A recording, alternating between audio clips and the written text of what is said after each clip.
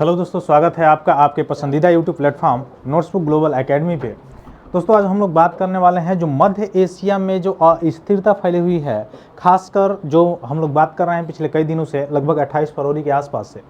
यह हार्मुज जल संधि हो गया, फारस की खाड़ी हो गया, इसके आसपास जो सटे हुए देश हैं उस पे ईरान के द्वारा लगातार अटैक किया जा रहा है। उसका कारण आप लोग जानते हैं, जो यूएसए और इजराइल के द्वारा जो ईरान को उकसाया गया था, ईरान पे हमला किया गया था, ईरान के जो प्रमुख नेता थे, लीडर थे, उनको मारा गया था वहाँ पे लगभग। उसके बाद से जो है ईरान के द्वारा अमेरिकी बेस पे, जो कि वहाँ के फारस के खाड़ी के आसपास जो देश हैं, जो अमेरिकी बेस बना हुआ है वहाँ पे, उस पे निशाना बना रहा था बार बार। अभी की बात है, हाल फिलहाल की बात है, आपको पता भी है सभी लोगों को कि हार्मुज जल संधि के द्वारा बड़े लेवल पे व्यापार होता है, व्यापारिक मार्ग है।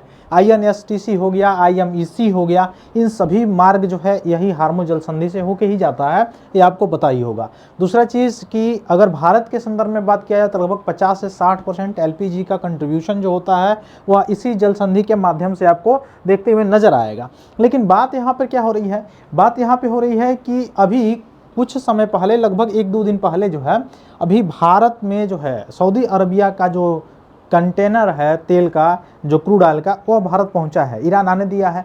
कारण क्या है कि ईरान के साथ, भारत के साथ जो हो डिप्लोमेटिक अगर रिलेशन देखा जाए तो एक सही दिशा में अभी भी बना हुआ है।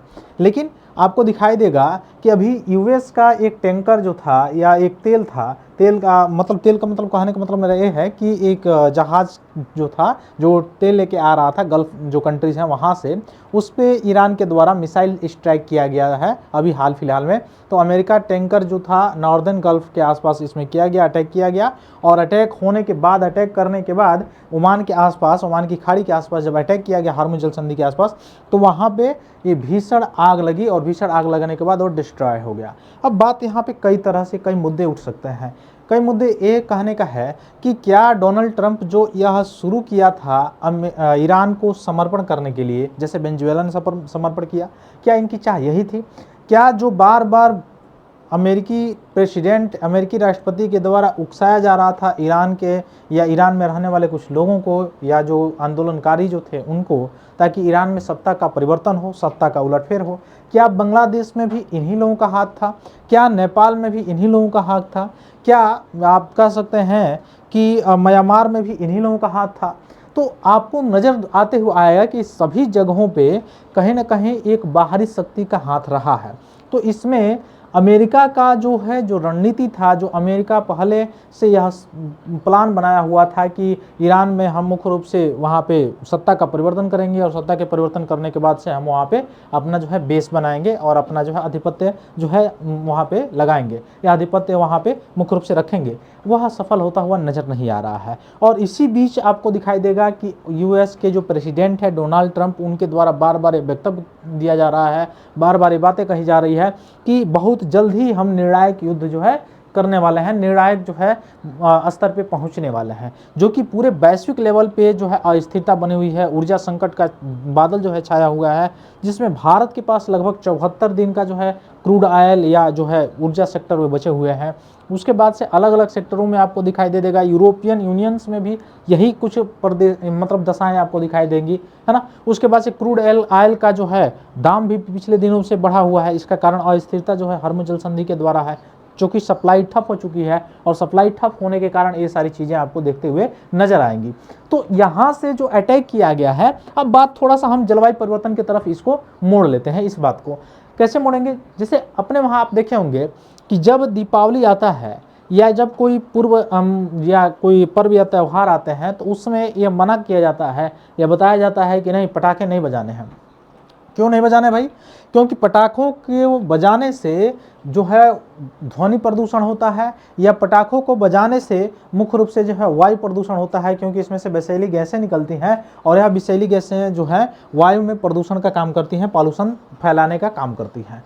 लेकिन जो पिछले 2022 से, अर्थात 3-4 साल से आप देखेंगे, या 5 साल से आपको दिखाई देगा कि वह जो रसिया यूक्रेन के बीच में हो रहा है, जो आपको दिखाई दे देगा साउथ ईस्ट एशिया में हो रहा था अभी कुछ समय पहले, जो वेनेजुएला और अमेरिका में हुआ, या जो मिडिल ईस्ट में दिखाई दे रहा है, या आपको दिखाई देगा वेस्ट एशिया की तरफ दिखाई देगा, पश्चिमी एशिया में जो ड्रोन से हमले किए जा रहे हैं, मिसाइल से हमले किए जा रहे हैं, हाइपरसोनिक मिसाइल से हमले किए जा रहे हैं, है ना, या टैंकरों को निशाना बनाया जा रहा है, या जो नाव है बड़े बड़े, या युद्धपोतक जो है उनको निशाना बनाया जा रहा है, इससे क्या वायु प्रदूषण नहीं होगा? क्या इसमें पॉल्यूशन का स्तर नहीं बढ़ेगा? तो वह जो वैश्विक स्तर पे जो संस्थाएं हैं जो ये कह रही थी कि यह प्रतिबद्धता होनी चाहिए और इस तरह से कार्बन के इमिशन में कमी किया जा सकता है, या इस तरह से पॉल्यूशंस को कम किया जा सकता है, जैसे पृथ्वी का जो ऑन द होल पे टेम्परेचर है वह 1.5 डिग्री सेल्सियस पे ही सीमित रहे, उससे ज़्यादा न हो, पेरिस समझौता में जो एग्रीमेंट जो हुआ था उसके संदर्भ में। तो क्या उन सभी अंतर्राष्ट्रीय संस्थाओं का ध्यान यहाँ पे नहीं है? भारत इस संदर्भ में कहा जाए तो एलपीजी की मैं भूमिका पिछले दिनों या पिछले क्लासों में मैं बताया था कि क्या भूमिका है। अब भारत सरकार भी घरेलू जो उपयोग करने वाला जो ईंधन है, जो एलपीजी है, लिक्विफाइड पेट्रोलियम जो गैस है, उसको कंट्रीब्यूशन करने के लिए, डिस्ट्रीब्यूशन करने के लिए दे रही है, लेकिन उसमें भी समय लग रहा है, 25 दिन 20 दिन का समय लग रहा है। और मुख्य रूप से वाणिज्यिक स्तर पे जो ईंधन का प्रयोग करने के लिए एलपीजी का जो प्रयोग होता था उसको बंद किया गया है, सप्लाई उसकी अभी ठप की गई है। केरोसिन की तेल सुनने में आ रहा है कि गवर्नमेंट के द्वारा दिया जाएगा लगभग कोटा में, जो पहले चलता था फिर बीच में बंद हो गया, ताकि घरों में दिया सलाई वगैरह या मतलब ये सारी चीज़ें जलाई जाएँ, या आसानी से जो है ईंधन को पकाने में, ईंधन को मुख्य रूप से भोजन को पकाने में ईंधन की आवश्यकता जो है उसकी प्रतिपूर्ति हो सके। तो क्या आपको ये नहीं लगता है कि वैश्विक लेवल पे एक तरह का संकट है, चाहे वो पॉल्यूशन का संकट हो, प्रदूषण का संकट हो, चाहे वह तेल में रहने वाले, या सॉरी तेल में कह रहा हूँ, जो समुद्र में रहने वाले जीव हैं उन पे भी तो संकट हो रहा है। उन पे अभी केरला में कुछ समय पहले लगभग मई जून जुलाई के आसपास आपने देखा होगा, एक कार्बाइड से लेके जाता हुआ एक टैंकर जो है, एक जहाज जो पलट गया था, उसके में पूरे विश्व भर की मीडिया उस पर लगी हुई थी, पूरे वैश्विक स्तर की जो मीडिया है वो उस पर लगी हुई थी कि यह टैंकर पलट गया, इसकी क्या लॉ होनी चाहिए, क्या कानून होना चाहिए, किस तरह से यहाँ पे इसमें जीवों को बचाया जा सकता है, किस तरह से बायोडाइवर्सिटी को बचाया जा सकता है। ठीक है, अच्छी बात है, करना चाहिए, अच्छा बात है, बायोडाइवर्सिटी को बचाने के लिए प्रतिबद्धता होनी चाहिए, अच्छी बात है। लेकिन ये प्रतिबद्धता तो डेवलप्ड कंट्री के भी पास होनी चाहिए, केवल डेवलपिंग और स्मॉल एसआईडीज के पास या एसडीआई के पास ही क्यों होनी चाहिए? इन सभी के पास होनी चाहिए। तो ये जो डेवलप्ड कंट्री हैं, जो विकसित जो देश हैं, ये तो कंट्रीब्यूशन करने के लिए तैयार नहीं है। जैसे अभी आपने अमेरिका को देखा होगा कि डायरेक्ट बड़े बड़े जो संस्थाएं हैं जो बायोडाइवर्सिटी को रोकने के लिए, बायोडाइवर्सिटी को बढ़ाने के लिए, उनके नुकसान को बचाने के लिए, पॉल्यूशंस को बचाने के लिए, प्रदूषण को बचाने के लिए प्रतिबद्धता जता रही हैं या वहाँ पे फंडिंग कर रही हैं, उन वहाँ से एग्जिट होना ये क्या दर्शा रहा है? तो ये कहीं ना कहीं आपको दिखाई दे रहा है कि वैश्विक स्तर पे एक तरह से आपको दिखाई देगा, चाहे बायोडाइवर्सिटी से रिलेटेड आप देखेंगे, चाहे पॉल्यूशन से रिलेटेड आप देखेंगे, तो कहीं ना कहीं से खतरा निकट आ रहा है। वह अलग अलग कई कारण है। जैसे यूएस की अगर बात किया जाए तो इतना महान है, इतना महान है कि उसकी महानता आप गिन सकते हैं उंगली पे। कैसे गिन सकते हैं? कि बड़े बड़े जो अंतर्राष्ट्रीय संस्थाएं थी जो मुख्य रूप से जलवायु परिवर्तन से रिलेटेड या मुख्य रूप से बायोडाइवर्सिटी से रिलेटेड ये सारी चीज़ों के लिए यह अच्छे रूप से कार्य कर रहे थे, वहाँ से एग्जिट हो गया।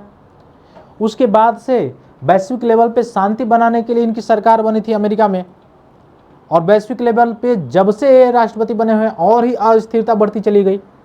नोबेल का शांति पुरस्कार मिलना चाहिए, वो नोबेल का शांति पुरस्कार नहीं मिला तो फीफा के शांति पुरस्कार से खुश हो गए, उससे भी नहीं खुश हो गए तो वेनेजुएला के जिसको शांति का पुरस्कार नोबेल का मिला था उससे ले लिए और वहाँ सत्ता परिवर्तन करा दिया। ईरान उसके बातों को नहीं मान रहा था तो ईरान और इजराइल में और बड़े लेवल पर युद्ध करा के और वहाँ पे अमेरिका की एंट्री, वहाँ के मुख्य रूप से मुख्य नेता को मार दिया गया। यही इनकी शांति का पैगाम है। यूक्रेन और रशिया में जो युद्ध हो रहा था उसको रोकने के लिए कई बार प्रयास किया गया, लेकिन वह एक तरफा प्रयास किया गया।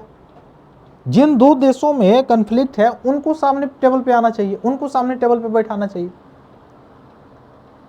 अब किसी एक को आप दबाने के लिए कार्य कर, शुरुआत आपने उकसाने वाला कार्य तो आपने ही किया था। जो रूस यूक्रेन युद्ध है उकसाने वाला कार्य जो वेस्ट का ही था तो हाँ, नाटो में शामिल करने के लिए। और ईरान वाला जो युद्ध है इसमें भी वेस्ट का हाथ है, यूएस का हाथ है, तभी तो उकसा है।